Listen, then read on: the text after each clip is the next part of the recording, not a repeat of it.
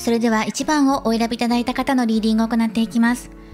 今回のテーマは恋のライバル、三角関係。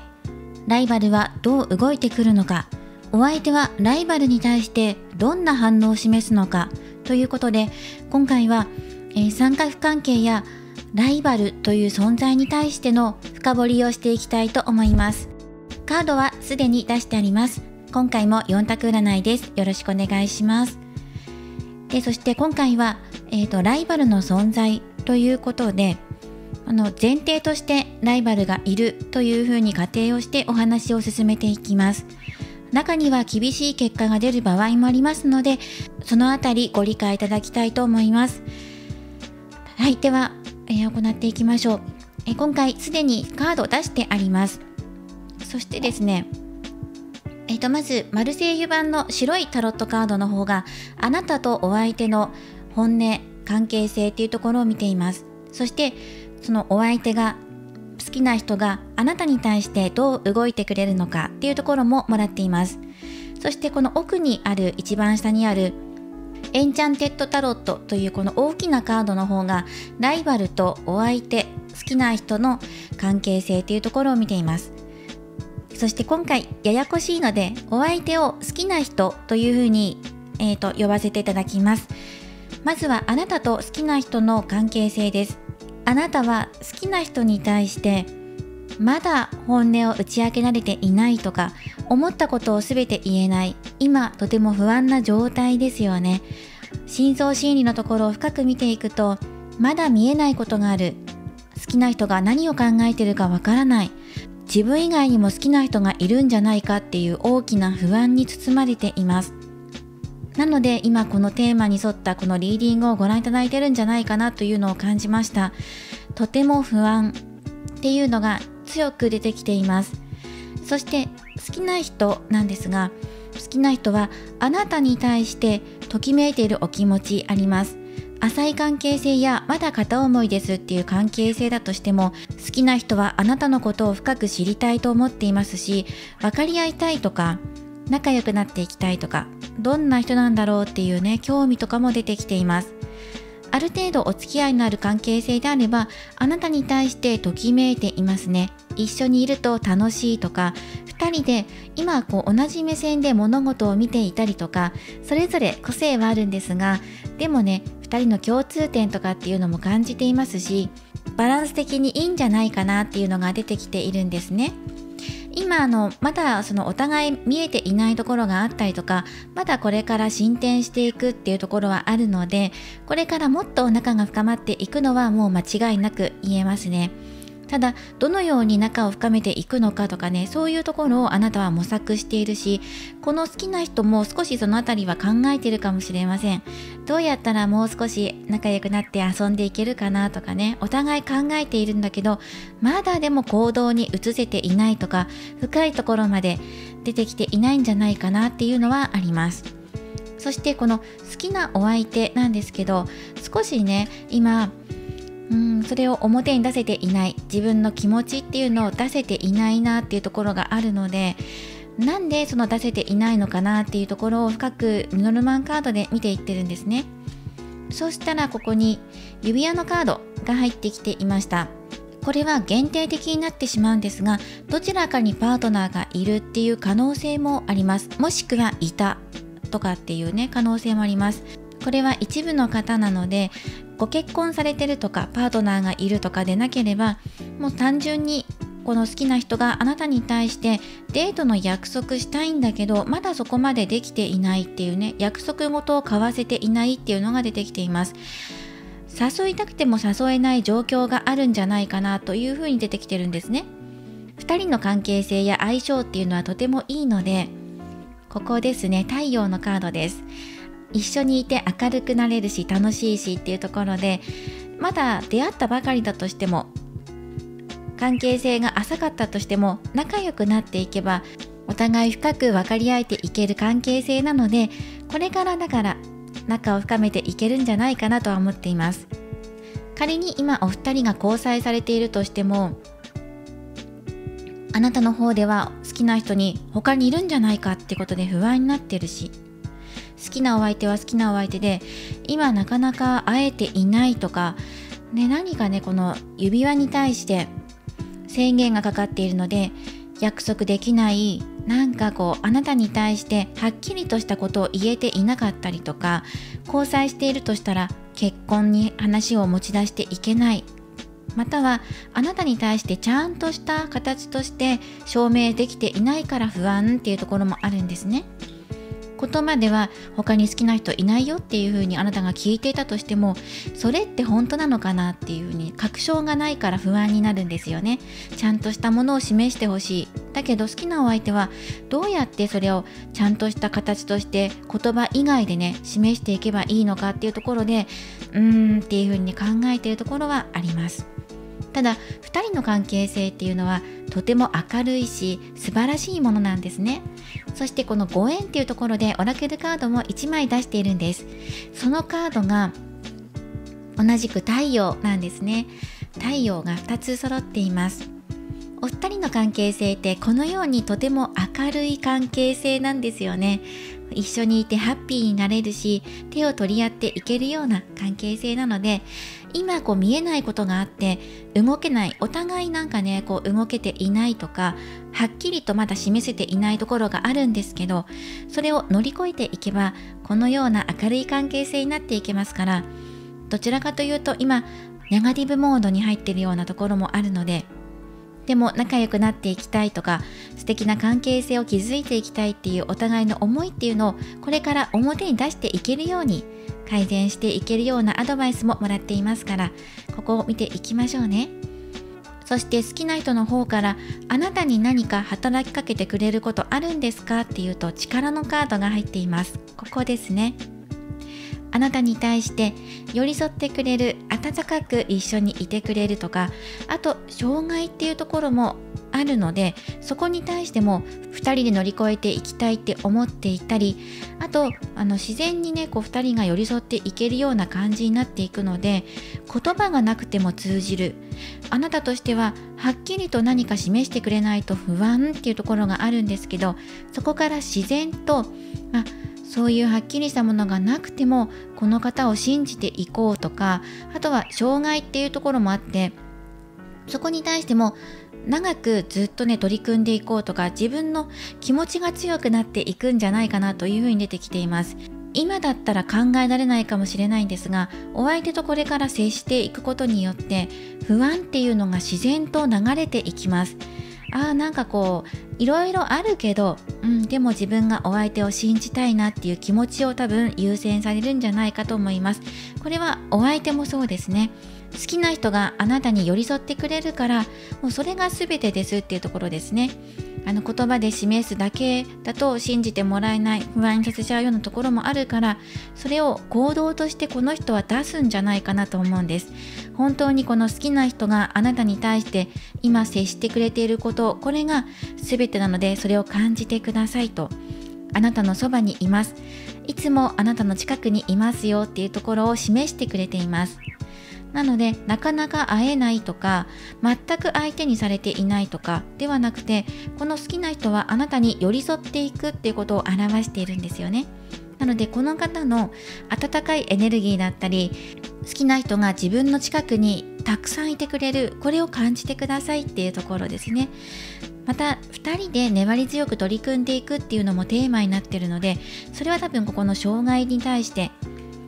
これからもあなたが取り組んでいくこととして出てきています。エンペラーのカードです。はい、ここね、そうだな、これは、こちらの方のカードも出ているので、どちらか一方にパートナーがいるという場合は、そのパートナーっていうところが障害になってくるかもしれません。だからお相手もなかなか動けないっていうところがあるんですけど、ただパートナーっていうところをまず置いておいても、2人がこれから仲を進展させていくために、もっとより絆を深めていくためには、お互いが気持ちを見せ合っていく必要があるよねって、今以上にっていうところがあります。もし言いたいことがあるのであれば、それを柔らかく伝えていくこと、ズバッと切り込んでいくというよりは柔らかくお伝えしていくっていうことと、この好きな人も好きな人でまだ言えていないことがあるとか、完全に全部自分の気持ちを表現しきれていないところがあるので、これからお二人で仲を近づけていくためにまだ見せ合っていくものがあるんじゃないかなと思います。なので交際されている方というよりは、まだ浅い関係性というか、もっと仲を深めていけるような関係性の方々なのかなというふうに読んでいます。はい、そして可能性としてね、もっと仲が深まっていくのは出てきていますので、気持ちまだ隠しているところがあると思うんですね。それは好き嫌いとか付き合いたいとかそういうところだけではなくて、まだ感情的に全てオープンにできていないようなところもありますね。はい、ただ少しでもね見せ合っていくと、このようにパーッとお互いが惹かれ合っていくような関係性なので、あとはもう何かきっかけがあればっていうところはあります。はい、でそうですね。そしてこの障害のところ、もう1枚ルノルマンカード補足でもらっています。これも雲のカードなので、やはり気持ちを隠さないっていうところがテーマになってくるかなと思います。全部見せろっていうわけではないんだけど、でも2人がこうやってオープンで何も服をまとわずに2人で手をつなぎ合ってる、このような感じを心の中でイメージしてください。心の鎧を取っていくようなイメージですね。そして真っ暗な暗闇とかもやもやした曇り空から晴れていくようなお気持ちを持つことが一番大切なのかなと思います。なので今見えないことに対して不安になっていますよね。もしかしたら他にいるんじゃないかとかね、そういうところでモヤモヤしていたりとか、またお相手の方もね、そうじゃないよって言っていたとしても、それをなかなか信じられなかったりとかっていうところがあるので、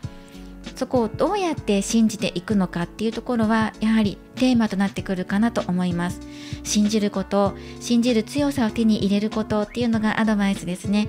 そしてこうなんじゃないか、ああなんじゃないかっていうふうに疑心暗鬼になっていたりとか、ガチガチに身を固めていると頭も凝り固まってしまってネガティブモードに入りやすくなってしまうので、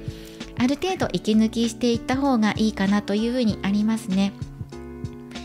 あんまりいつも戦いモードでいても、見えないところに対しても戦おうって思ってても、どんどんモヤモヤしていくだけなので、少しふわっとしたような余裕のあるような感じを持っていくといいんじゃないかなというふうには出てきています。好きな人もあなたに対して柔らかく接してきてくれると思うので、その分あなたも優しく寄り添っていけるといいんじゃないかなとも思います。そうですね、荒々しいところを包んであげるような好きな人とあなたの関係性っていうのも出てきていますから、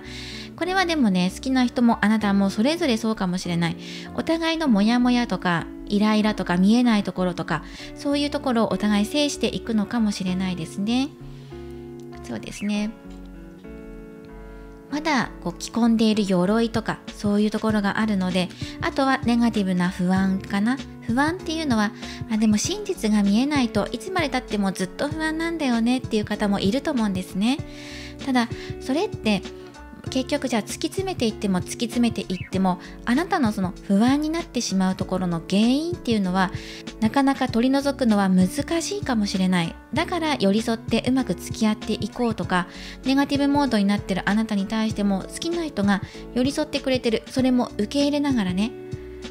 あなたがメンタルが崩れている時でも寄り添ってくれているので、それが全てだよっていうところが出てるんですね。あなたが不安になってるから、じゃあもう信じてくれないんだったらいいやっていう風になるんじゃなくて、それでも寄り添ってくれてるこのお相手の行動、言動っていうところを信じてくださいねっていうのが出てきています。はい、そしてあまりね全部ね知ろうと思わなくてもいいよとか、見えないところに対して不安になったりとか、結局人間対人間なので全部を知るっていうのが難しいんですよね。あなたの全部を好きな人が把握できないように、あなたも好きな人の全てを把握するのが難しいと思うんです。交際していてもしていなくても。なのでやはりそこのあたりっていうのはもう少し柔軟に捉えていくと、難難しいんですけどね、見えない不安ってどうしても出てきちゃうから、柔軟に対応していったりとか余裕を持っていくっていうのがなかなかできない時もあります。だからそういう時ほど余裕を持っていこうとか、心に隙間を空けていこうとか、ポジティブなエネルギーを循環させていこうっていう風に意識されるといいかもしれません。どうしてもうまくいく時もあればいかない時もあるし、ネガティブなモードに入る時もあるので、ネガティブになった時にどこかで自分がガス抜きできるような方法っていうのを見つけてみてください。こちらはアドバイスカードです。ここね、見ていきます。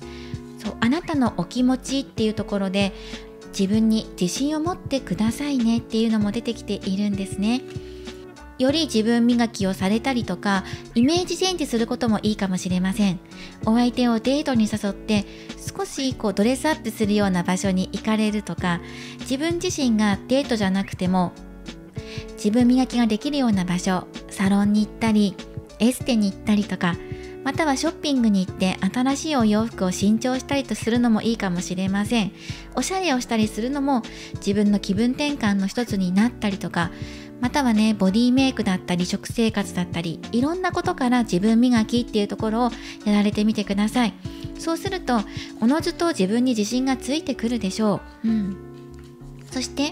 ここにもあります、コンパスのカードです。目標、努力、着実にという言葉が入っていますね。それはあなたの今目標に向かって努力する時ですっていうのがありますね。方向性を決めていきましょう。で、その方向性っていうのは自分の不安な気持ちをなくすこともそうなんですが、もう少しちっちゃく絞っていくと、今自分磨きをするといいよとか、あなたの心次第っていうところが入ってるんですね。自分に自信をつけること、自分の不安な気持ちに打ち勝つためにも、より良い自分に更新していきましょう。そのためにどんな風に取り組んでいったらもっとより良い自分になっていけるかな。外見から磨いてもいいし、内面を磨いてもいいし、環境づくりをしてもいいし、今あなたが自分に自信をつくための方向性を決めてくださいっていうのが出ています。自分の指針を決めていきましょう。軸がぶれないように。自分に自信のある人っていうのは軸がぶれづらいです。ポジティブに物事を考えることができるんですね。なのでいろんなところから、自分の自信がないところから取り組んでもいいし、ご自身の長所を伸ばされることから始めてもいいと思います。最初からこの見えない不安とか見えない敵に対して乗り越えましょうっていうのは少し難しいと思うので、今できるところから着実にやってみてください。目標を何か決めるといいと思います。自分磨きに対することで。そうすると自分の中で自信が持ててくるようになりますし、余裕も出てくると思います。こちらが好きな人と今のあなたの関係性や、好きなお相手があなたに対して見せてくれる行動っていうところで出しています。では一度このカードを後ろにね下げていきますね。そしてこのライバルの存在っていうところで見ていくんですが、この好きなお相手が動けない原因ってどうやらライバルも関係していそうなんですね。なぜかというと、同じようなカードが何箇所か出ていたからです。見ていきましょう。で、ライバルと、この好きなお相手、そしてもしくはあなたがライバルだと感じているのは、好きなお相手の昔交際されていた元恋人の方なのかなっていうのが出てきています。元パートナーの方だったりとか、もしくはこの好きなお相手とこのライバルが昔からの付き合いがあるとかっていうところがあなたにとって気になる存在として出てきているのかなと出ています。そしてこのライバルはお相手のことを好きなんですよね。好意があるんです。それに気がついているからあなたも不安なんじゃないかなというふうに出てきています。ライバルは好きな人に対して自分も好きだから自分たちの仲を発展させていきたいとか、またよりを戻したいとかね、そういうことを考えています。または昔の知り合いで最近連絡取り合うようになった。それでこちらの方、ライバルの方が好きだからこの好きなお相手に対してアタックしようかなっていうのを考えています。まだまだこの2人の関係性、これじゃ足りないから私から攻めていくよっていうのがライバルの今体制として入ってきているんですね。ライバルはこの好きな人に対してとても愛情をかけています。そして好きなお相手とこのライバルの関係性っていうところを見ていくんですね。でそしてこのどちらかというと好きなお相手が受け身のような関係性ですね。こちらが積極的にアタックしている感じで受け身っていう感じです。そしてライバルの方が若干年上なのかなっていう感じもするんですね。そして好きなお相手が、親しく会っていなかったライバルと会うとか、元パートナーや恋人だったりなのかなっていうところはあります。また再会したなとかね、この人と出会ったなっていうような感覚はありますね。そしてアタックを受けているなっていう実感もあります。ただどういう答えをじゃあ出すのっていうところが気になりますよね。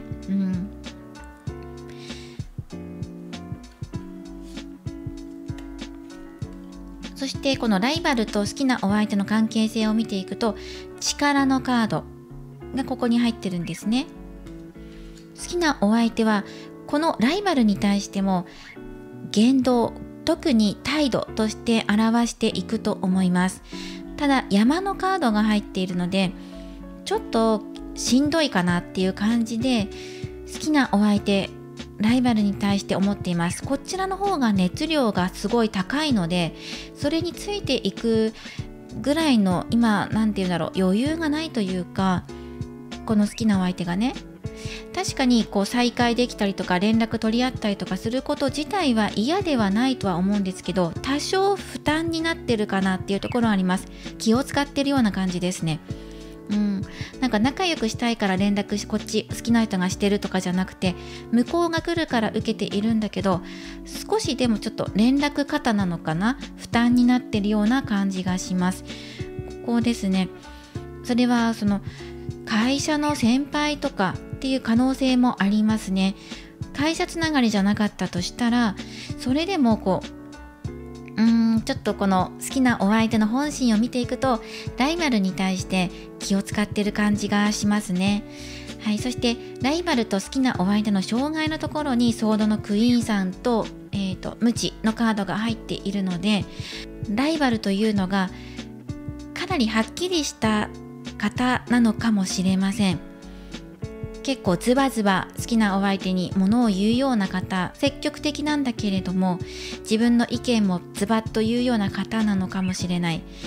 そこに対して少しね、気を使ってるなっていう感じはします。決してないがしろにはしていないんですよ。だからあなたも不安なんです。このライバルのこと気があるんじゃないのっていう風に見えちゃってるかもしれない。ただライバルと好きな人の障害としては、ここに対立や口論っていうところが入ってくるので、2人の間で口論になるようなことが前々からあるとか、何かあるたびに口論になっていたり喧嘩していたりっていう関係性があるかもしれません。はい、そうですね。そしてもしそうでないとするんだったら、誰かを交えた、やはりどちらかにパートナーがいるような、ここにも障害のところにソードのクイーンっていう人物カードが入っているので、やはりどちらかにパートナーがいる可能性もあります。そのことについて口論していたり、またはこのライバルとのことに対して好きな人が誰かと口論しているような可能性もあります。何かしらこのやっぱりちょっと手厳しいなっていう感じで障害に入ってきているし、じゃあこの好きなお相手っていうのはライバルに対してどんなお返事をするのかなっていうところで、ここ出しています。1枚カード。ライバルはもう好きよっていう感じでアタックしていますね。この好きなお相手はライバルに対してソードの8のカードが入っています。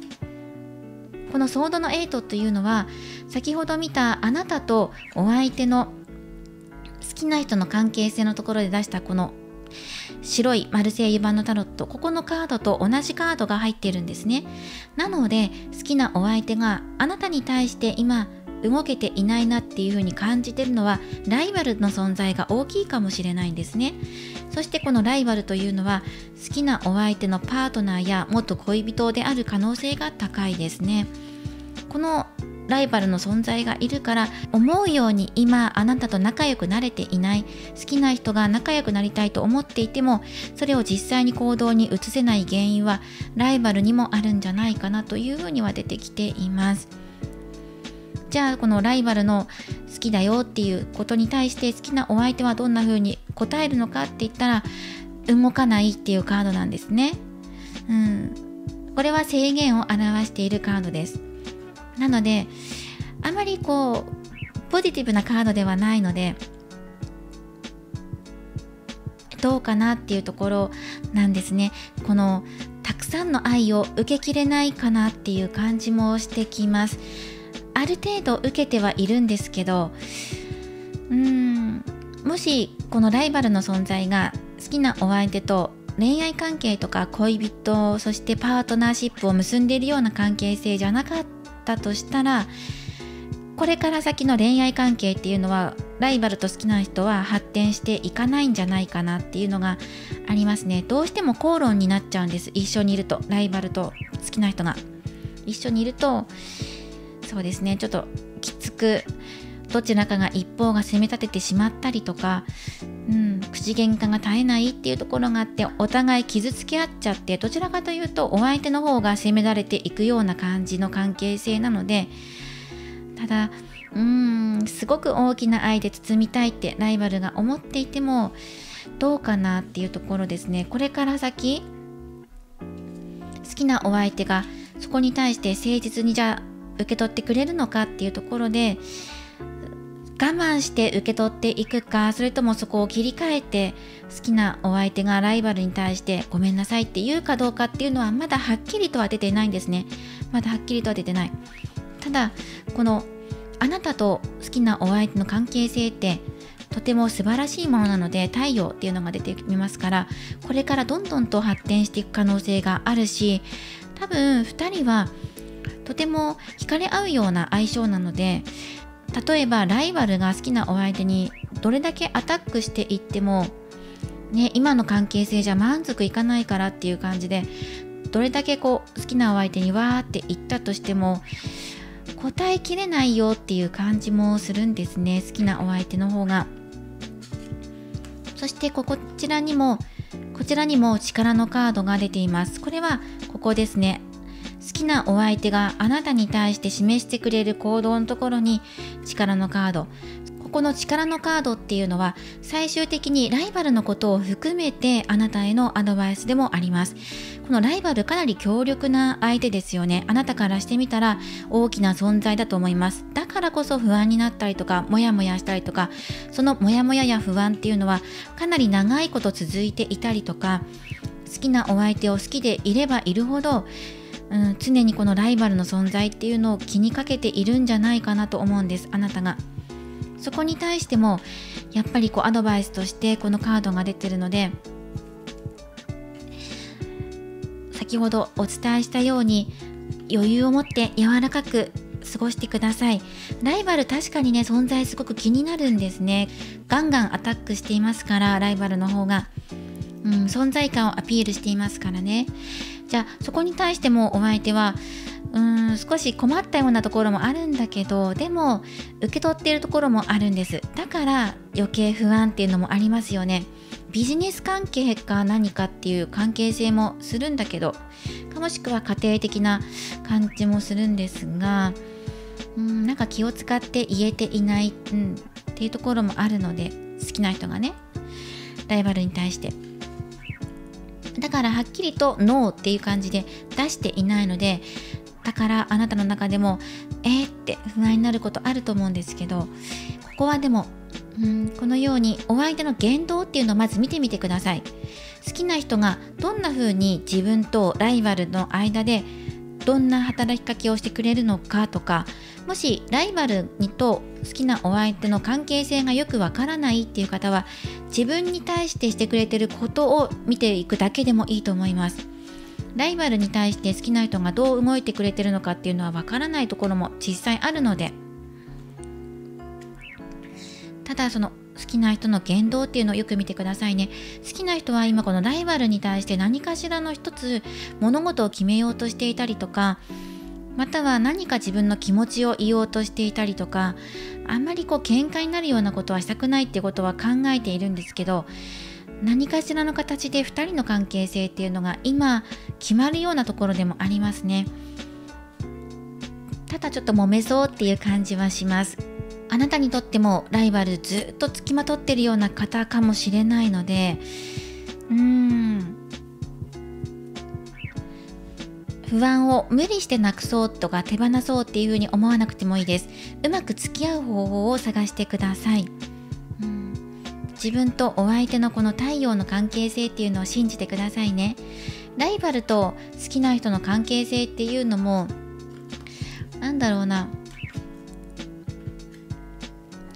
相性は悪くはないんですよ。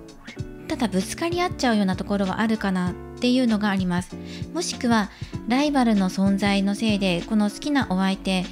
かなり誰かと揉めていたりとかっていうところもあるかもしれません。それはあなたかもしれないですね。でもね、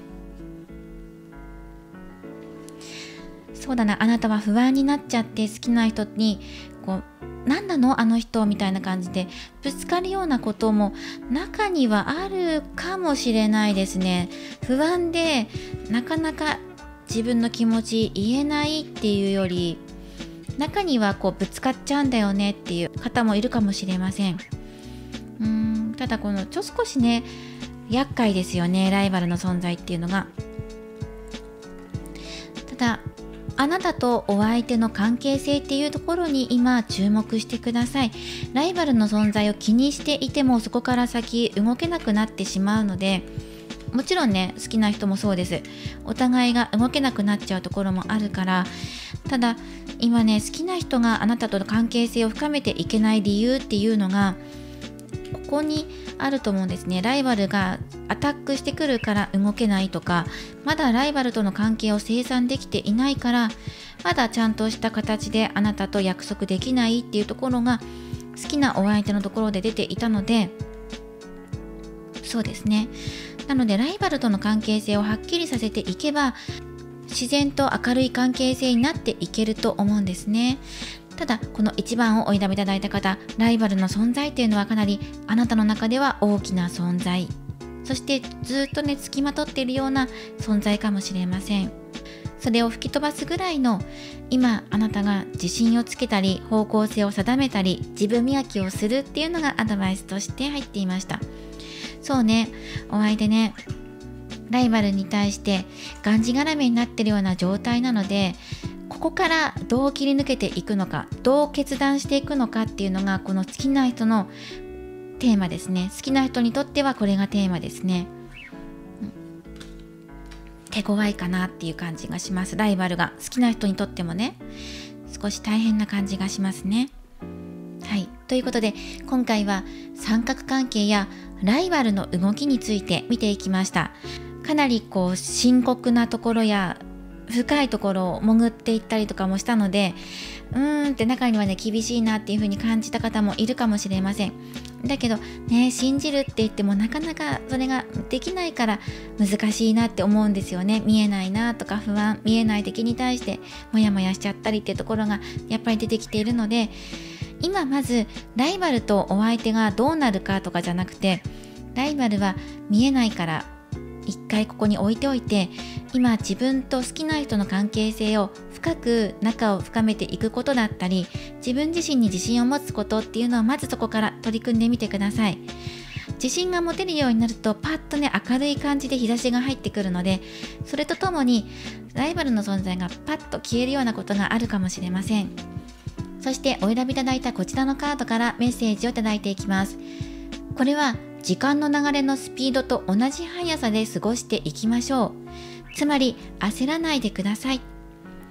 今時間の巡りってありますよね。24時間。これと同じ時間でお気持ちもいてください。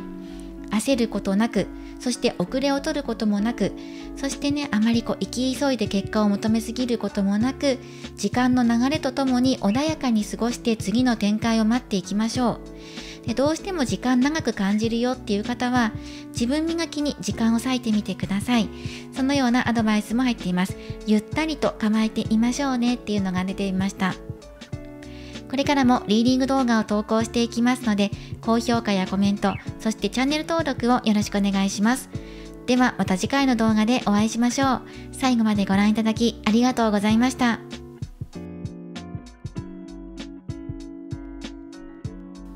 それでは2番をお選びいただいた方のリーディングを行っていきます。今回のテーマは、恋のライバル、三角関係。お相手はライバルに対してどう接しているのか、またはライバルはどんな動きを見せるのか、そしてあなたと好きなお相手の関係性についても見ていきます。今回はライバルの存在というのをテーマに見ていくので、中には厳しい結果になる場合もあります。ご了承ください。では2番さんの結果を見ていきましょう。カードはすでに出してあります。今回も4択占いです。そして、こちらの白い、マルセイユ版のタロットの方があなたと好きなお相手の関係性やアドバイスいただいています。そしてこの下の大きいエンチャンテッドタロットの方がライバルと言われている存在と好きなお相手の関係性だったり今後の動きというのを出しています。そしてあとは補足でオラクルカードやルノルマンカードを引いています。はい、という説明までして、ズバリ言っていきますね。今、ライバル2番さんいません。というふうに出ましたカードが。まず最初にこのライバルと好きなお相手の動きとか関係性っていうところから見ていきましょう。で、全く恋愛要素を含むようなカードが1枚も出ていないんですね。なので、ライバルという存在、恋のライバルね、っていう存在は今いらっしゃらないんじゃないかなと思います。なんか自分の好きな人に他にいるんじゃないかっていうふうに思っていた方っていうのは、そのあたりはご安心いただいてもいいんじゃないかと思います。そしてその今シフトチェンジして物事を今違う方向で捉えて、この2番さんの場合お話を進めさせていこうと思います。恋のライバルはいません。その好きなお相手に他に好きな人がいるとか、誰かアタックしてる人がいるとか、そういうのもありません。ただこの好きなお相手っていうのが少しね、なんていうのかな、お仕事が忙しいとか、今この人にとっての切り替わりなんですよ。人生の切り替わりの節目に来てるんですね。なので他に目がいかないっていうのももちろんあるんですけど、なんか恋愛っていうよりは今やらなきゃいけないことが突然湧いて出てきたとか、あとはお仕事のチャンスがやってきたとか、何かね変わるような、しかも仕事絡みっていうのが入ってきます。この好きなお相手の生活が今大きく変わろうとしていたり、場所が移動するような方もいるかもしれません。海外っていうワードも入ってきます。なので他に好きな人がいるっていうことで深く見ていくんではなくて、今ねこの並び見ていても恋愛モードじゃないんですよ。この好きなお相手も、そして周りの環境もどちらかというとお仕事とか毎日のこと、日々の生活のことで今変わったりとか決めたりすることがあるよっていう風には出てきてるんです。なのでね、このライバルいるんじゃないかっていうところについてはご安心ください。ただその恋のライバルというよりは、この好きなお相手のお仕事や生活の環境っていうところであなたとの恋愛を進めていくにあたって何かしらの、障害というか、好きなお相手と仲良くなっていくためには、まずこのお相手の今節目を迎えているところがなんとか結果が出ればっていうところはあります。はい、何かね今疲れてる、もしくは忙しいとか、そんな感じが好きなお相手のところで入ってきています。癒しが必要なんじゃないかなっていうところですね。だけど休む暇もなく忙しかったり、忙しくしていたり、何か任されていたりっていうところで、かなり重圧感のあるような感じで入ってきています。では恋のライバルはいない、だけど仕事がっていう感じがするので、その仕事がっていうところに焦点を当ててみていきますね。そしてこの白いカードの方があなたと好きなお相手の関係性です。で、お相手、あなたに対して、そしてあなたも好きなお相手に対して2人が好き合っている、お互い気持ちがあって通じ合っているものがあるというのが出てきています。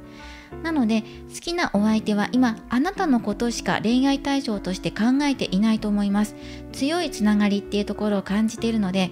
まだ今恋愛関係じゃなかったとしても、あなたと一緒にいると明るい気持ちになれるとか、何か通じるものがあるよっていう風に出てきているんですね。なのであなたもお相手と一緒にいるととても楽しいんです。ただ2人の今の関係性やバランスっていうところを見ていくと、何かしらここにもねあったんですよね。ソードの3番っていうところがあって、お相手の頭の中を占めていることっていうのがかなり自分を追い込むことだったりとか、かなりストイックなことを今されているんですね。だからあなたと一緒にいて楽しいとか通じ合う喜びとかっていうのが今あったとしても、気持ちがあったとしても、まだね本心ではストップ状態なんですね。この恋を進めていけないっていうのがお相手の心の中です出てきています。そうなんです。これ外部的な問題で、例えば他に好きな人がいるから動けないとかじゃなくて、他に仕事があるから動けないっていう感じです。もうあなたのライバルは仕事っていう、お相手の仕事がライバルっていう感じで入ってきています。仕事もしくは生活に大きく関わることですね。その中で今この好きな人が自分でストイックに取り組んでいたり、自分自身プレッシャーに感じて今取り組んでいることが他にあるっていうのが出てきています。で、何をお相手の本心とかね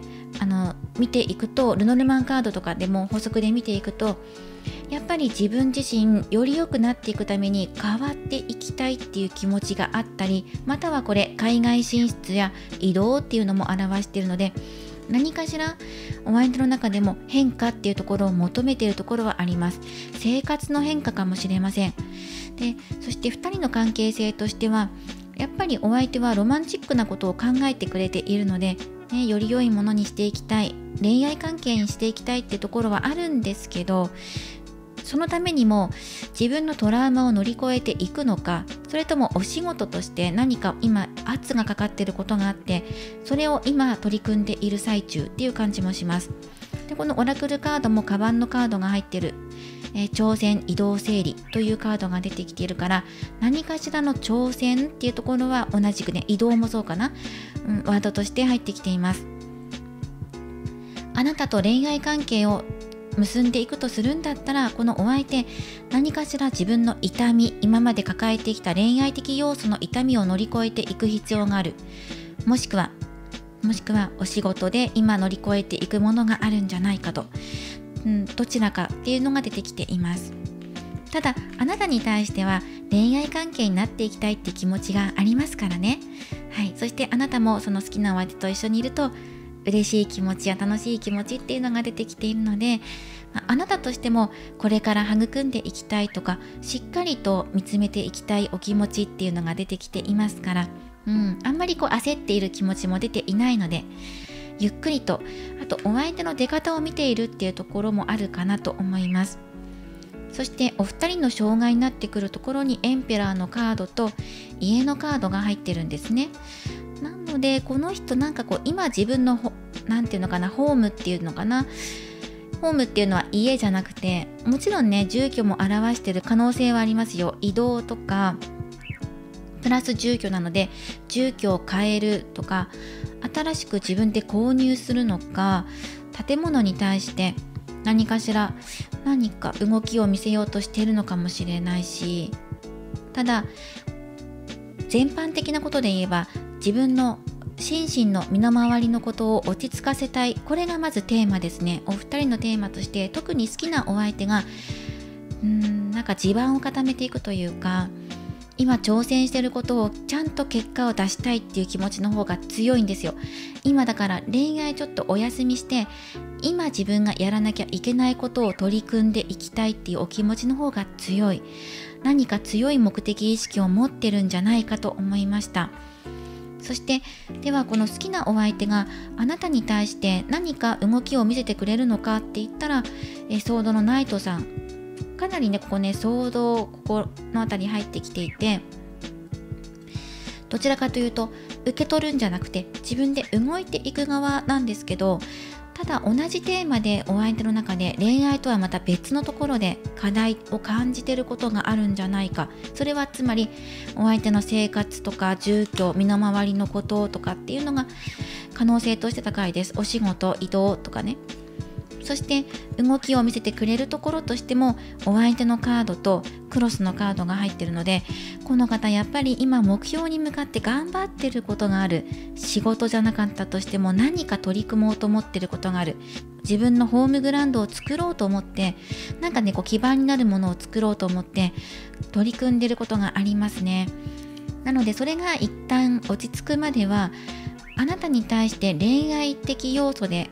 話を持ちかけていかないっていうところがあるんじゃないかと思います。ただこの気持ちは大切にしたいっていうところがあるので、今自分のやってることが落ち着けば、なんか移動した、引っ越しか移動か何かして、その向こうで落ち着けばとか、挑戦していることが結果が出たらっていう感じで、その結果とともにあなたに向かってやっていくっていうのが流れとして入ってきています。ただないがしろにするわけではなくて、あなたを無視するとかそういうことではなくて、大切なお気持ちを胸に抱えたまま、ちょっと行ってくるねとか、頑張ってくるわとか、なんか戦士のカードなんです。戦ってくるね、戦場に行ってくるから帰ってきたら温かく迎え入れてよとか、そういうお気持ちなんだと思います。そしてアドバイスカードです。はい、アドバイスカードはソードのキングなので、やっぱりこのお相手が何か一つ結果を残すまで、ナイトからキングになる何か成長の段階をあなたはやっぱり見ていくのかな。それを見て結果を出した時に、お相手は恋愛的な関係性になりたいってことを伝えてきてくれるんじゃないかと思います。ここはねすごくいいカードが入っていますからね。そしてアドバイスカードもたくさん出したんですね。今回は恋のライバルというよりは、お相手の今向かっている先っていうところと、ただその向かっていることプラスあなたに対しても気持ちがあるから、どんどんと深掘りしていったんですね。そうするとやっぱり自分たちの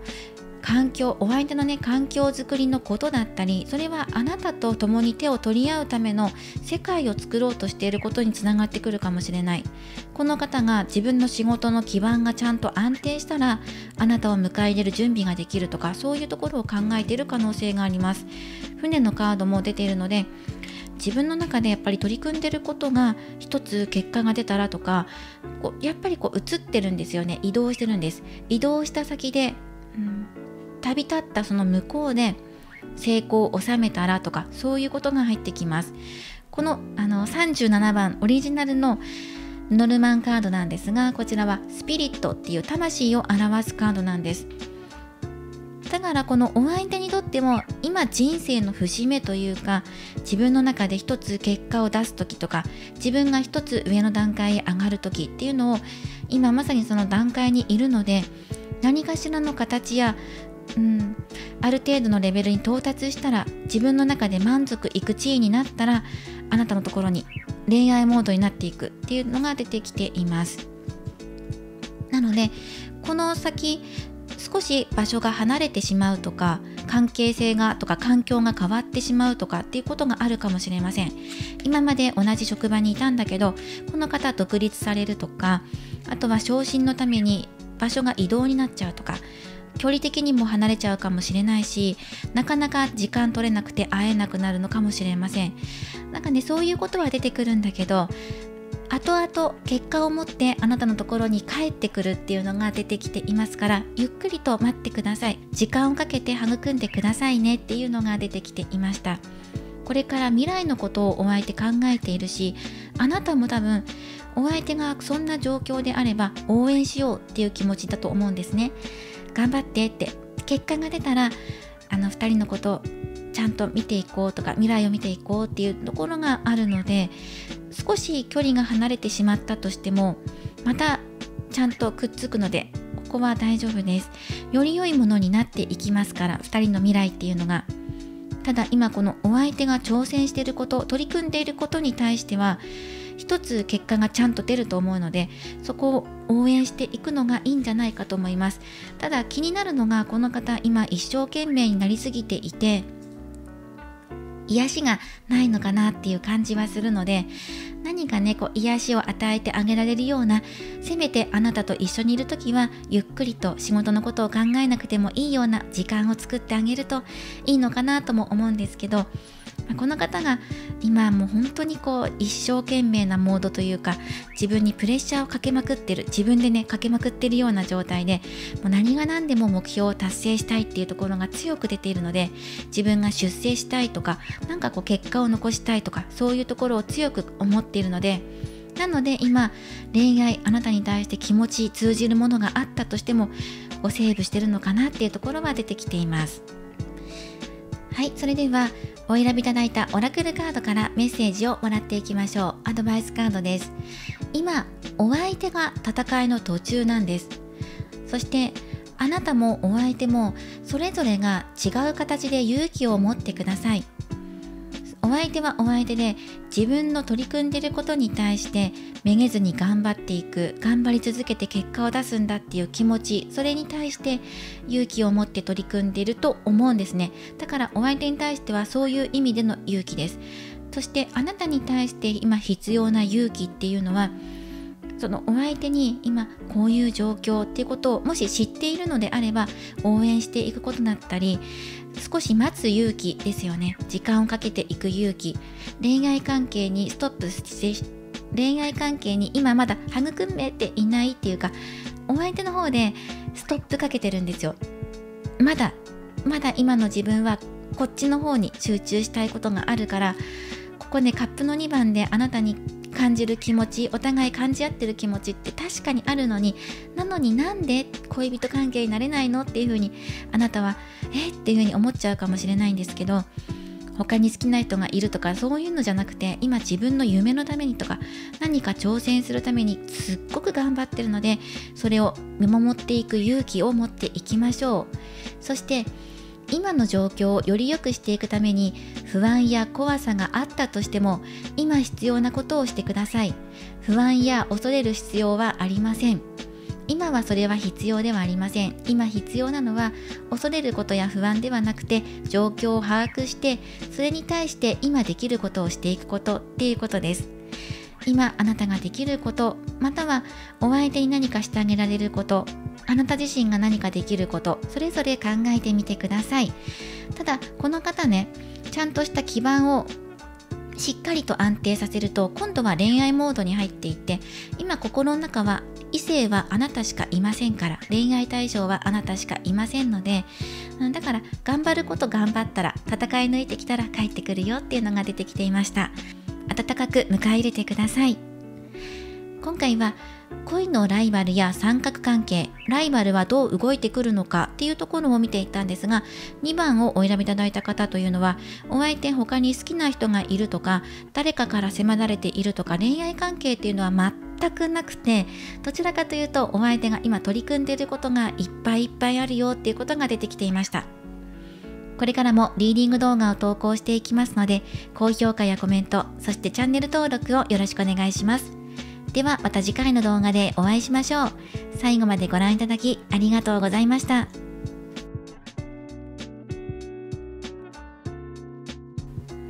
それでは3番をお選びいただいた方のリーディングを行っていきます。今回のテーマは、恋のライバル、三角関係、ライバルはどう動いてくるのか、お相手とあなたの関係性についても見ていきます。そして今回はライバルという存在について見ていきますので、ズバリ結果が出る可能性もあります。厳しめの結果も含まれますのでご了承ください。では早速こちらのカード、もうすでに出していますので見ていきましょう。白いカード、マルセイユ版のタロットの方があなたと好きなお相手の関係性やアドバイスなどもいただいています。そしてこの下にある大きなカード、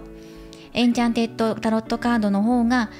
ライバルと言われている存在と好きなお相手の関係性というところで見ていっています。そしてこのライバルが好きな人に対してどう動いてくるのかっていうところも出しています。で今回この3番をお選びいただいた方、かなり複雑に入り組んでいるかなっていうところが出てきています。お相手があなたとパートナーシップを結んでいるのか、もしくはライバルとパートナーシップを結んでいるのか、そのような印象を受けました。あなたの目線で見たら今モヤモヤしていたりとか、はっきりしていない曖昧な感じっていうのが出てきています。好きな人とあなたの関係性がまだ曖昧なのかもしれません。あなたは自分が一番愛されているっていうような実感もあるんだけれども、またそれが希望となっても出ています。自分が一番愛されたい、愛されている気がするし、愛されたいっていうところで、出てきていますね。そして好きなお相手のところを見ていくんですが、これライバルの存在っていうのも少し好きなお相手の本心っていうところに入ってきている可能性があります。入り組んでいるかなと思いますね。そこに対しても好きなお相手の方ではっきりさせたいなっていう気持ちがあります。なのでやはりライバルの存在っていうのはいるのかなっていう可能性すごく高いかなと思いますね。そして好きなお相手は今自分の意思をはっきりとしようとしていたり、何か決めようとしていたりとか、ちゃんとはっきりさせなきゃなっていうお気持ちはあります。ただ心の中を見ていくと、ライバルのことを考えているっていうのは、ライバルの方が好きとかあなたの方が好きとかそうではなくて、今あなたとの関係性を進めていくのであれば、ライバルのことを少しね気にかけていかなきゃなとか、そういうところを感じているんじゃないかと思います。そして2人の関係性を恋愛関係に進めていくとするんだったら、もしくは2人がもうすでにパートナー関係だとして、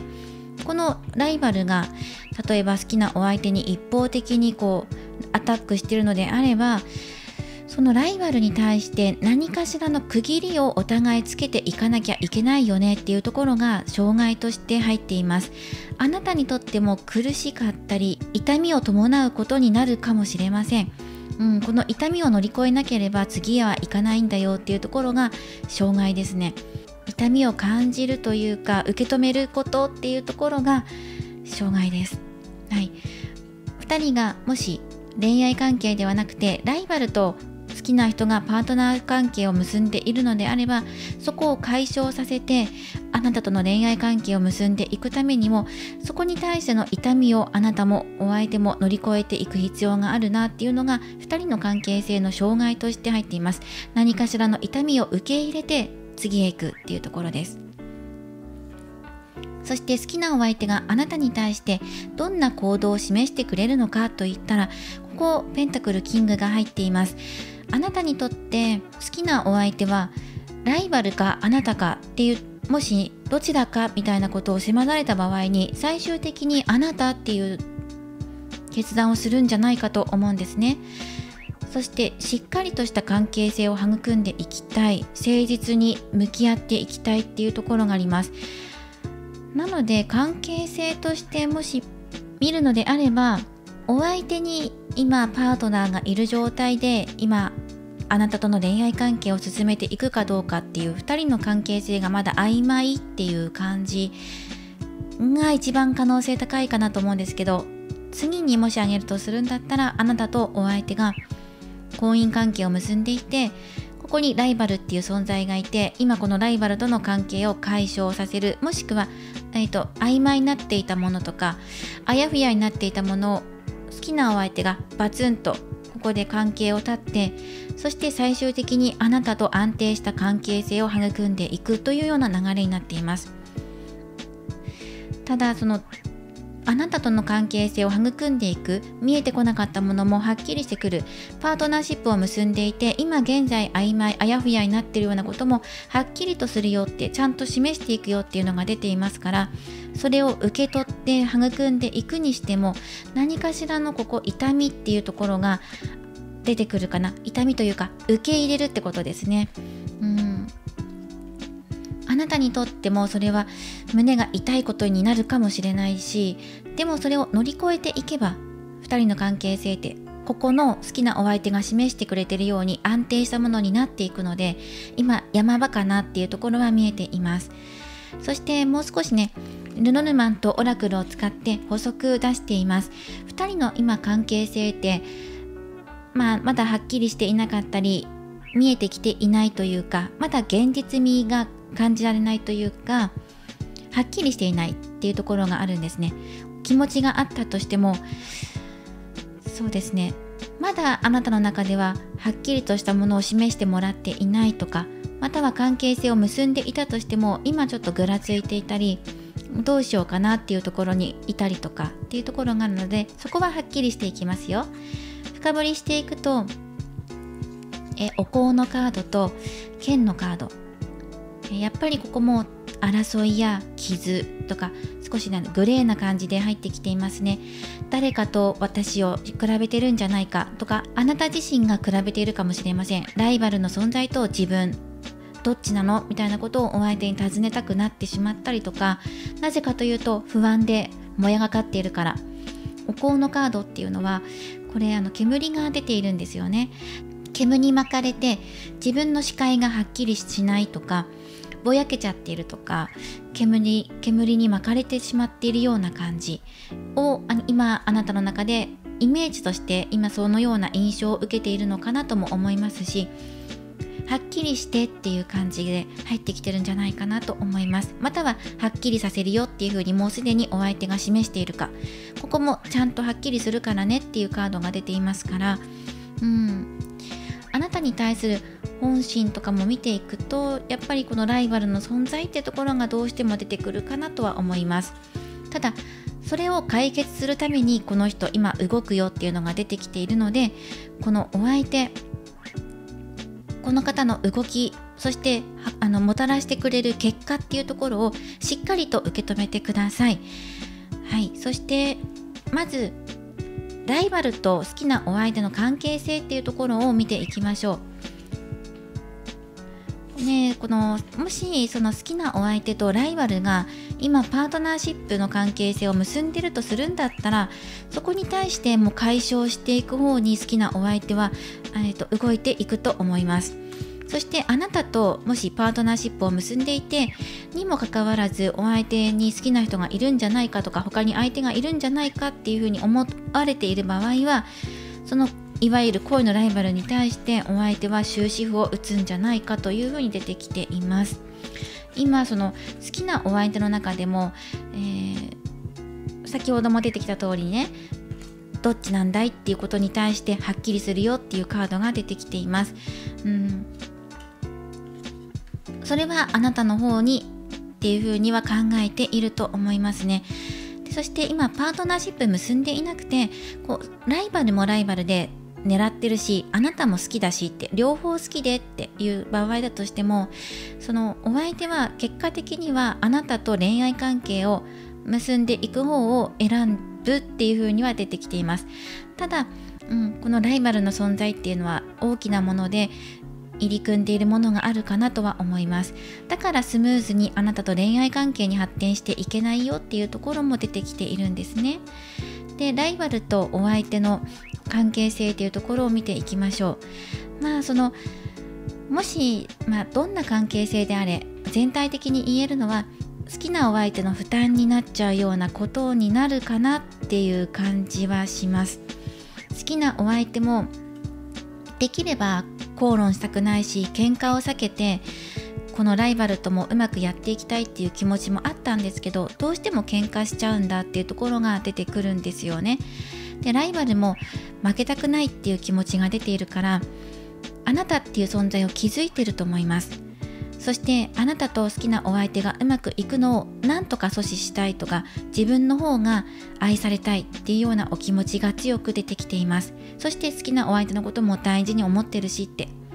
いうのがあるんですが、好きなお相手はどうしても熱量の差でやっぱり今押されてるような感じなので、バランスがうまく取れていないっていうところが出てきています。少しライバルに押されてるような感じもするしですね。そしてライバルの方はその好きなお相手と良い関係になっていきたい、仲良くなっていきたいとか、喧嘩とかが多いと思うんですね。この2人っていうのはぐっと距離が縮まったりとかもするんですけど、その分衝突が多かったりとかもするので、そこに対して好きなお相手が疲れちゃってるような感じもするんです。だからうまくバランス取ろうと思って、悪いとこあるんだったら直すからみたいな感じでライバルの方が働きかけたとしても、結果的に負担になっちゃうような関係性なんですね。今の関係で見ちゃえば今はそうだよってことです。昔すごく惹かれ合っていた仲かもしれないし、相性が良かったのかもしれないけど、今現在で言えばちょっとお相手に負担かかってるなっていう感じはします。そうですね。なので好きなお相手も今このライバルとの関係性を一つ区切りをつけるというか、今まで育んできた関係性っていうのが多分あると思うんですけど、そこに対しても何かしらの形で線を引くことになるんじゃないかなっていうのが出てきています。ただこのライバルはできるんだったら好きなお相手を諦めたくないっていう気持ちの方が強いので、なかなか関係性をはっきりさせたいと思っていても長引いてしまうようなところもあるんじゃないかなと出てきていますね。はい、ということで今ここお伝えしていなかったあなたへのアドバイスっていうところと、ここですね、好きなお相手とライバルの障害になることと、あなたと好きなお相手の障害になるところで、やっぱりソードのカード出てきている10とあとキングなので、もしかしたらそのライバルとあなたが直接対決みたいな場面もあるかもしれないんですよね。かなり争いとか、痛みだったりとか、言葉やメール文章とかのやり取りが続いていたりとかっていうところもあるので、激しく競い合ったりやり取りし合ったりとか、その中でそのお相手がどうやって決断していくのかっていうところが今回この3番さんのテーマになってくると思います。はっきりと決めてくれるとは思うんですけど、決めるまでに時間がかかるとか長引いちゃうとか揉めちゃうとか、そういうこともあるので、あなたの方でもこの痛みを受け入れて乗り越えていくんだよっていうアドバイスが出てきているんですね。これをうまくまとめ上げてくれるのはお相手なので、好きなお相手がこの構想というかね、今揉め事になっていることをうまく解決させていくのはこの人っていうのが出てきていますから、この方に身を委ねていくのが今一番ベストなんじゃないかというようには出てきています。そしてこの障害のところに対してのアドバイスもらっています。ハートのカードと、これマーケティングのカードです。市場調査していきましょうっていうのがあるので、今あなたの中でライバルっていう存在確実にもう分かります、知ってますよっていう方だと思うんですね。なので今そのお相手もお相手で決断とかに向けて動いているし、ライバルはライバルで譲りたくないから動いているしって、あなたもあなたでっていうところで3つそれぞれエネルギーがあるんですね。そのまずこっちはこっち、こっちはこっち、あなたはあなたっていうところで3つの場面でのマーケティングをしていきましょう。それぞれの調査をしてみてください。お相手の近辺、ライバルの様子で自分自身のことも客観的に見れるようにマーケティング調査してくださいねっていうことと、あとハートのカードがアドバイスで入っていました。そしてお相手に対する愛情っていうところ、ここを濁らせないようにしてください。これはアドバイス、障害に対してのアドバイスなので、あなたが苦しんだり傷んだりとかすることもあるし、痛みを受け入れるっていうカードが入っていたので、その時にこそお相手への愛っていうのを忘れずに持っていてください。それがあると乗り越えていけますからねっていうところで、あなたの方から諦めたりはしないでくださいねっていうのが入っていました。かなり複雑だなっていうのが出てきているんですけど、まずもお相手もお相手で、ここを関係性ちゃんとしていくためにもかなり負担がかかったりとかプレッシャーになるようなこともあると思うんですね。ただその中でも自分は決めていくっていうことをちゃんと表してくれているので、決着はつくんじゃないかなというのが出てきていました。そしてアドバイスカードです。あなたと好きなお相手の関係性をより良くしていくためのアドバイスカードで、ワンドのキング、そして鳥のカードとコンパスのカードです。まずそうですね、苦しいことたくさんあったりとか、対立があったりとか、周りの人を巻き込んで何かしら問題が起きたりとかするかもしれないし、どこかに対して悩んだり傷んだりとか、それぞれが抱えることってあると思うんですけど、その中でもやはり自分の愛情、どこにあるのかっていう指針っていうのを持ってください。自分の気持ち、愛情っていうのは誰に向けられているのかっていうところですね。そして今あなたに対してコンパス、方向性をしっかりと定めていく時です。これアドバイスですね。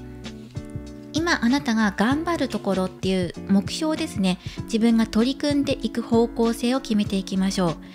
いろいろと今迷いだったりとか見えてこないものとかもあるので、そこをはっきりさせたいと思うのか、それともお相手がちゃんとね決めてくれるのを待ってから自分が動くっていう風に決めるのか、まだまだモヤモヤしている、見えていない、霧がかっているところを晴らしていくのは自分だと思うのか、お相手に任せるのかとかね、そういうところとか、あとは傷が出てきた時にどうやって癒していこうとか、自分の傷もそうだし、お相手の抱えるプレッシャーや傷に対しても今自分ができることは何だろうっていうことで、そう愛を持って今あなたができることっていうのを決めてくださいってことですね。それに向かって今取り組んでいく時ですよっていうことです。あなたが決めたこと、向かっていこうって思ったことに対しては自分で自信を持って取り組んでください。もう高みを目指してやってください。そこは迷ったりとか不安に思ったりとかすることなく、自分主導権でやっていきましょう。自分で決めたことを。そして鳥のカードも入っています。コミュニケーションをとっていくことですね。お相手と常にコミュニケーションをとるように意識してください。これはもうシンプルに入ってきています。関係性を育んでいくために、より良い関係性を育んでいくのもそうだし、今の関係性を持続させていくのもそうだし、お相手の方も今何かと対立や決めたりとかね、負担になることとかいろいろあるので、かなりいっぱいいっぱいな感じもするんですけど、その中であなたとの関係性をより良いものにあなたが定着させていくように働きかけてくださいねっていうのが出てきていました。はい、このような感じでしょうか。あなたの本心としてもやっぱりお相手と通じているところがあるので、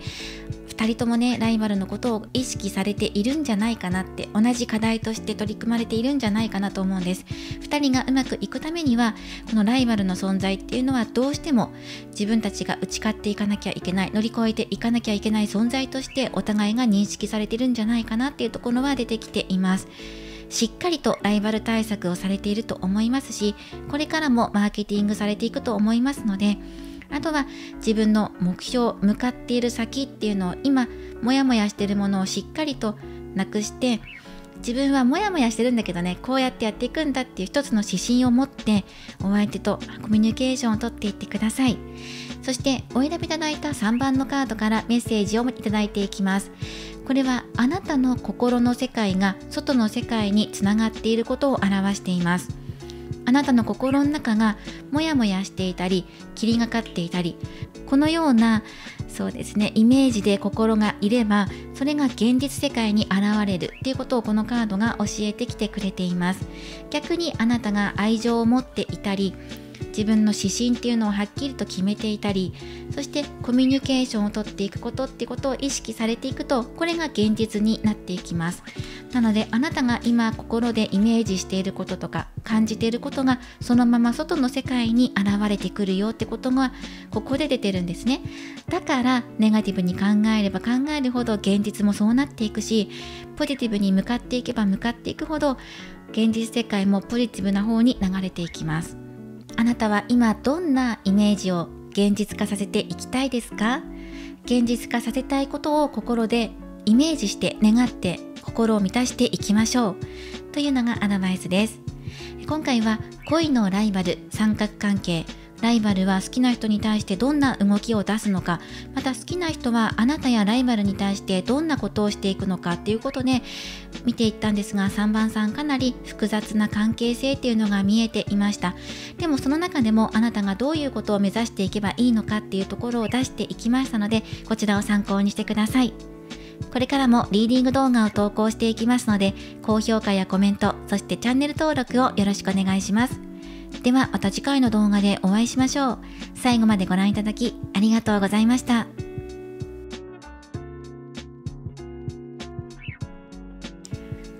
それでは4番をお選びいただいた方のリーディングを行っていきます。今回のテーマは恋のライバル、三角関係。お相手はライバルに対してどんな動きを見せるのか、またライバルはどんな動きをしてくるのか、そしてあなたとお相手はどうなっていくのかということを見ていきます。そして今回はライバルの存在について見ていくので、お相手に他に好きな人がいるんじゃないかとか、お相手はどう動いていくのかっていうのを見ていくので、かなり複雑で、そして中には厳しい結果になる場合もあります。あらかじめお伝えしておきます。厳しめもありますということでご了承ください。では今回も4択で見ていきます。よろしくお願いします。そしてもうすでにカードを展開しています。こちらの一番下にある大きなエンチャンテッドタロット、これが、ライバルとお相手の関係性です。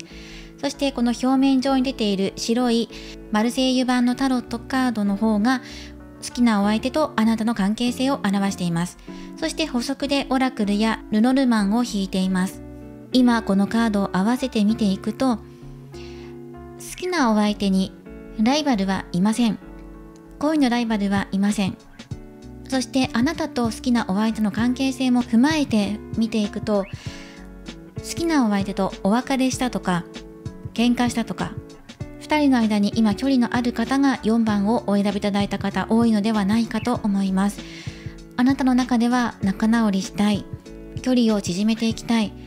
一回離れてしまったものとか曖昧になってしまったものや連絡取れなくなってしまったことをまた元通りくっついていきたいとか、近づけさせていきたいとかっていうのが出てきています。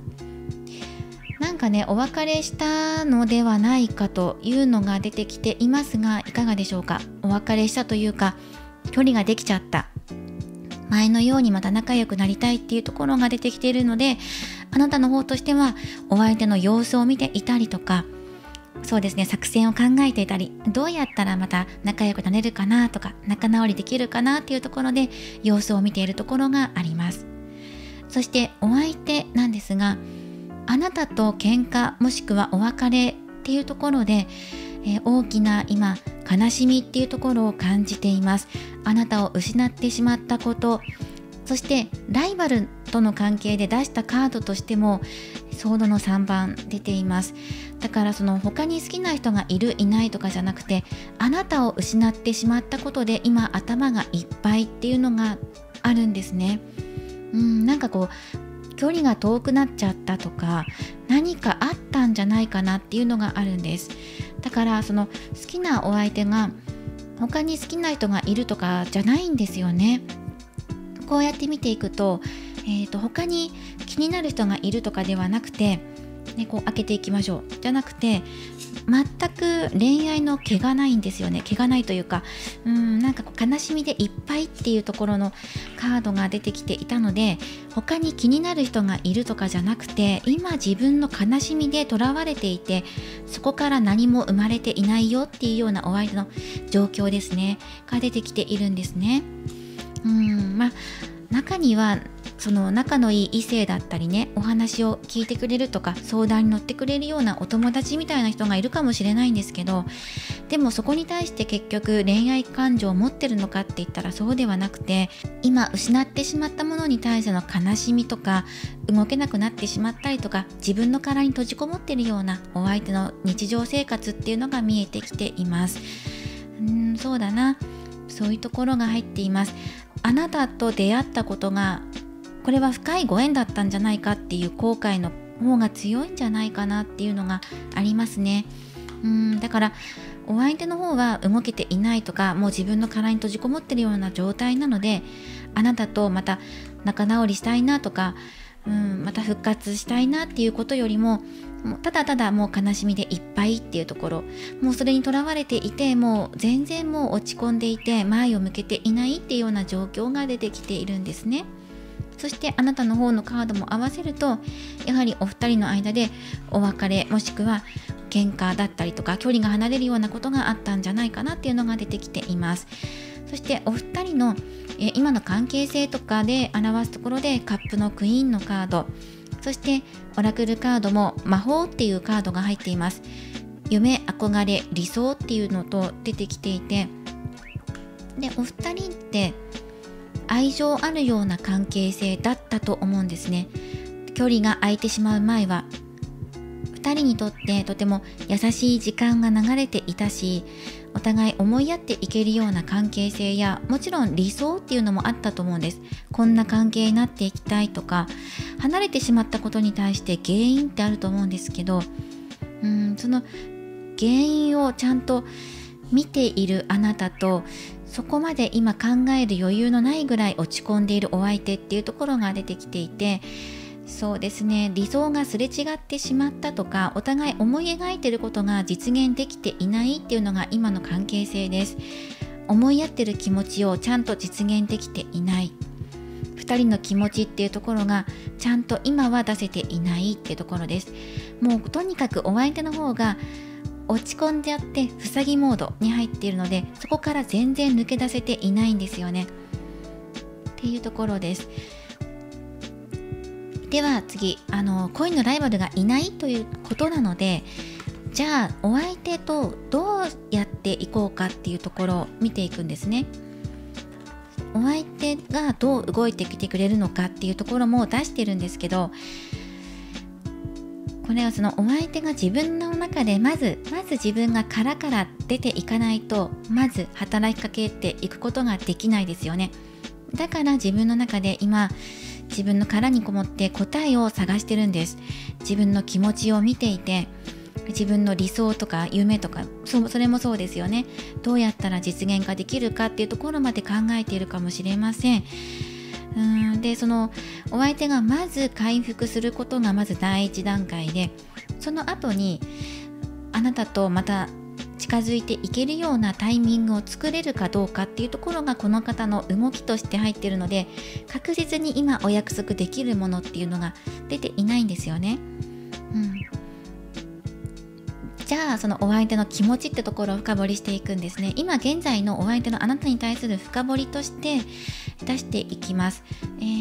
お庭のカードと、ここが深層心理のところで怒りのカードというのが出てきていて、離れてしまった原因として約束が守れなかったとか、お相手の方がね、あなたと約束していたんだけどそれが、延期になっちゃったとかで、何度か食事を重ねたりとかデートしたりとかしていて、いい時間過ごしていた、いい感じだったんだけど、もしくはお付き合いされていたんだけど、そのような過去とかその時間を大切にしていて、それを失ってしまったことに対してすごく今後悔していたりとかもしているんです。何回かデート重ねていて、なんか距離が空いちゃって食事する回数が減ってきたとか、それはお相手のお仕事に関係することかもしれないし、何かね約束が果たせなかったっていうようなことが入ってくるので、何かあって延期になっちゃったまま疎遠になっちゃったとか、お付き合いされている方でも仕事に支障が出てきて、なんかね仕事忙しくてとか、そういうことが言い訳が多くなってきてしまってお別れしてしまったとか、そういうようなことも感じられます。今お相手はあなたに対してまだ受け身のような感じ、そしてあなたも今お相手の様子を見ている状態なので、お互いがお互い今様子見ているような感じですね。注意深く観察していたりとか、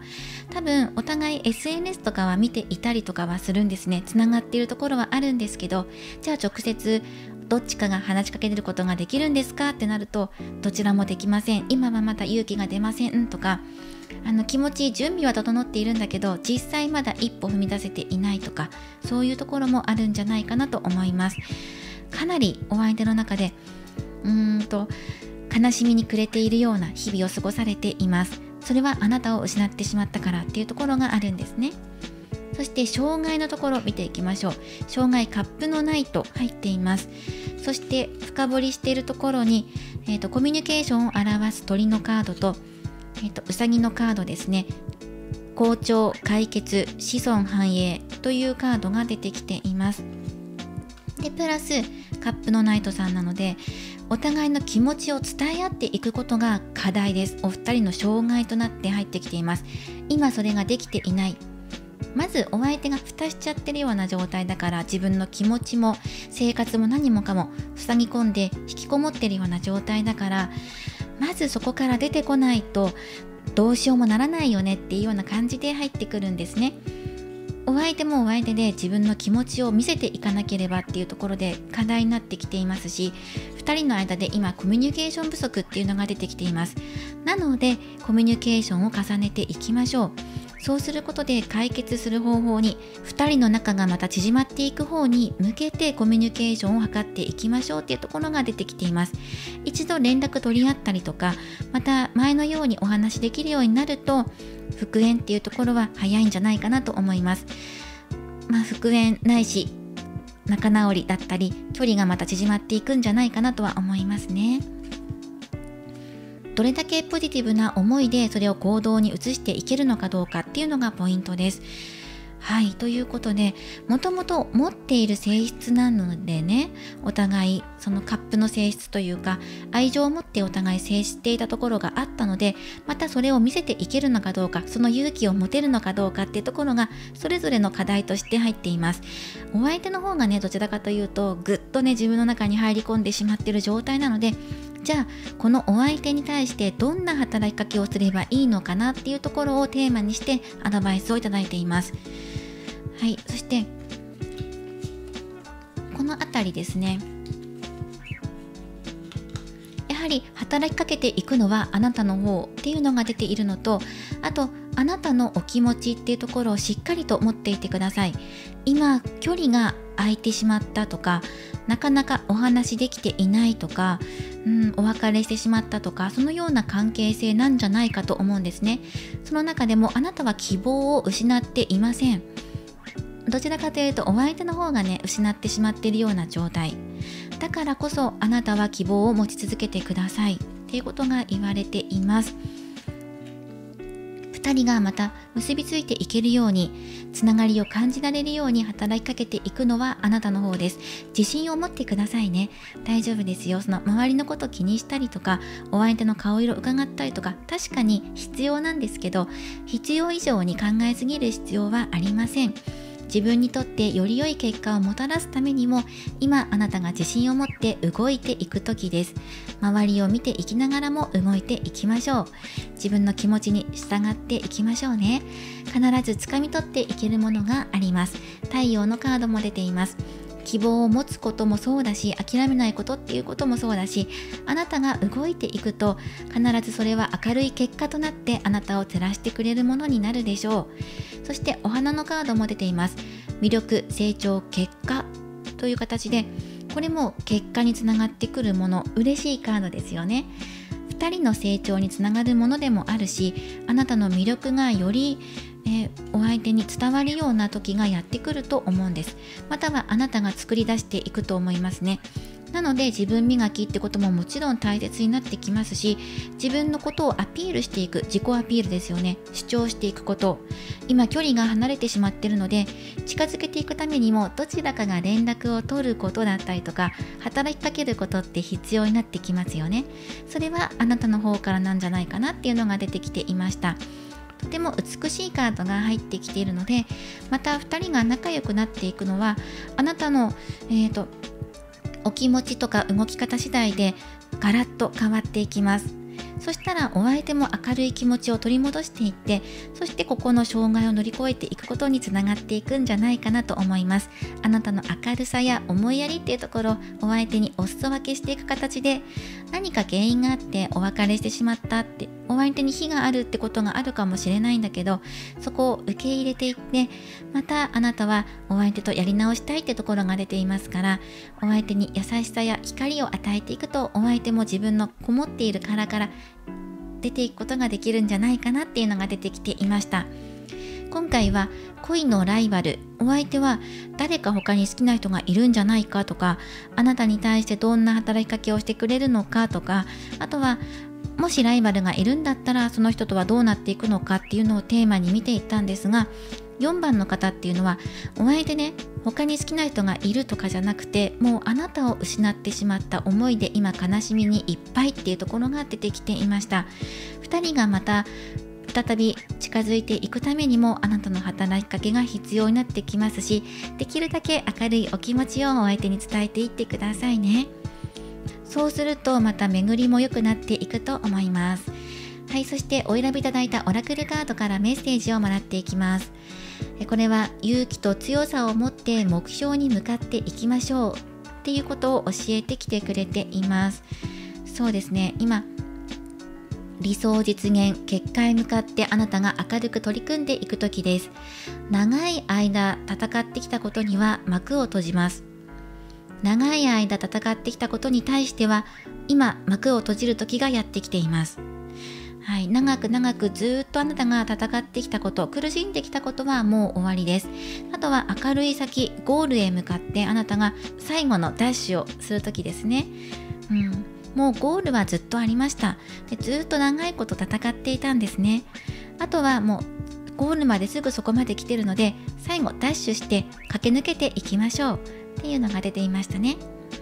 こちらもぜひ参考にしてください。